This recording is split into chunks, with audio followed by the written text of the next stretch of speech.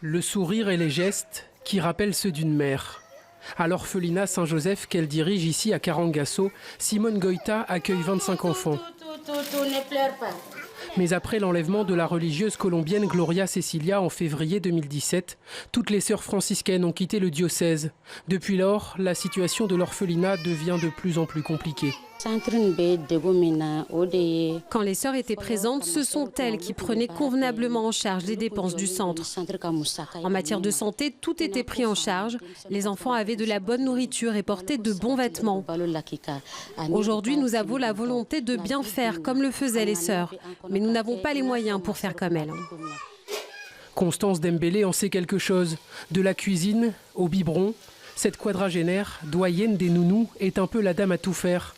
Elle travaille à l'orphelinat depuis son ouverture en 2009 et y a passé près de 7 ans aux côtés de la sœur Gloria. La chose la plus fantastique, c'est quand on remettait les enfants à leurs parents.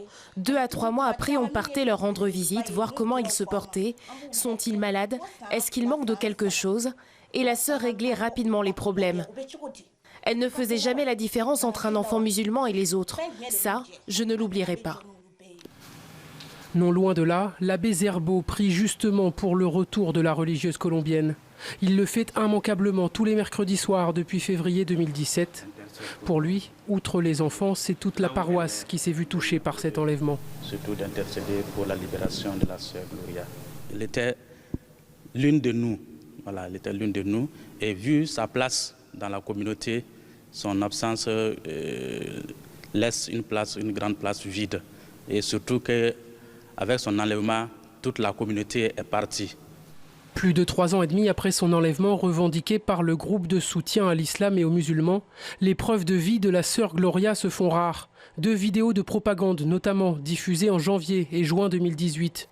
Mais ici à Karangasso, tout le monde espère sa libération.